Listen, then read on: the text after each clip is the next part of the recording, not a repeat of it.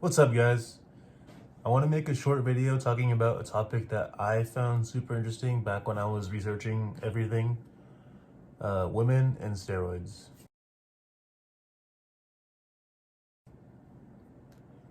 I don't think women using steroids crosses too many people's minds.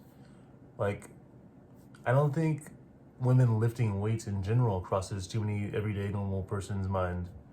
I know that before I got into fitness and bodybuilding, when I imagined a woman lifting weights, I pictured this basically. And once I got into all that, I realized that wasn't true. And then my perspective shifted from this being women lifting to being women using steroids. And then once I got into that, I realized that wasn't really true either, to a certain extent. When used responsibly, most of the negative side effects can be generally avoided, and these drugs can be used to build some fat cakes like these.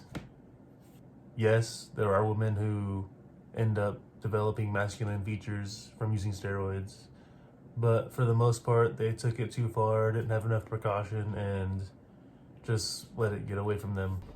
And also, possibly, maybe they didn't even care. Like, maybe that was their goal to get this way, and they're taking extremely high dosages in an effort to achieve this.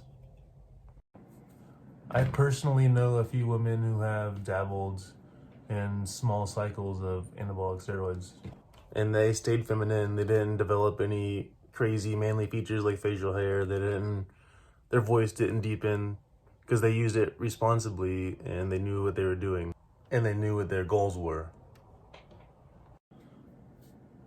So the main issue for women and steroids is virilization. Virilization is when women start to develop masculine features such as excess body hair in manly areas, voice deepening, etc. It's usually what happens in a female to male transition, but those women are taking high doses of testosterone, aiming to achieve that effect. Generally, for females trying to maintain their feminine features, it's dosed low enough with safe enough compounds for them to usually avoid anything negative like that happening. So some of the popular compounds that I've seen used, Anavar is the most popular one among women, dosed normally around 5 to 10 milligrams a day. I've seen it used near 25 milligrams a day, but that's nearing a risky dosage, and I don't think the risk to reward is good around that level. It's a popular compound because of the oral administration, meaning you can avoid injecting, and it has a relatively short half-life of about 10 hours, which means that if you see anything negative happening, you can cut it out and it'll be out of your system pretty quickly.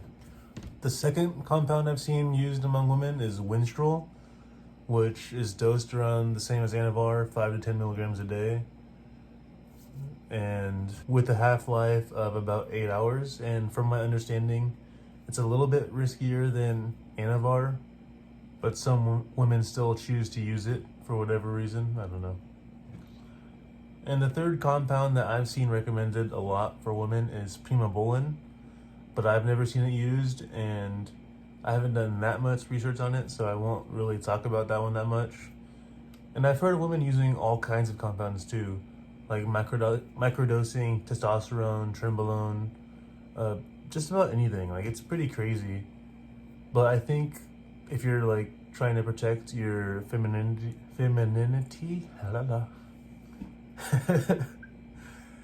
anything outside of these three compounds that I talked about is not really worth it.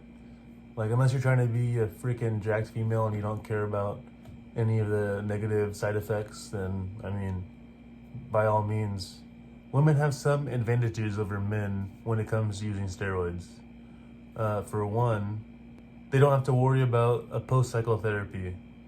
Since women don't really have a testosterone level to crash, they don't have to worry about recovering it when they finish their cycle, which is pretty sweet considering that I think the post-cycle therapy is one of the most stressful things I've ever gone through. It's cheap. Their dosages are so small that their cycles are proportionally cheaper to a man's cycle. And I think the last big benefit to women using steroids is that they can avoid injections. Like for guys, we have to supplement our natural testosterone because we'll be crashing it with any cycle. But women, they can just take an oral and they don't have to worry about that. And obviously the main con to using steroids as a woman is virilization. Developing manly features is a huge turnoff to a lot of women, and for obvious reason. If you go too hard on a cycle and throw caution to the wind, you'll be growing a mustache real quick. It's usually pretty easy to recognize the early warning signs and prevent or avoid any of that. But when you're messing with the male hormones, shit happens, right? But yeah, that's pretty much all I want to talk about on this subject. It's just something that I found super interesting back when I was looking into everything.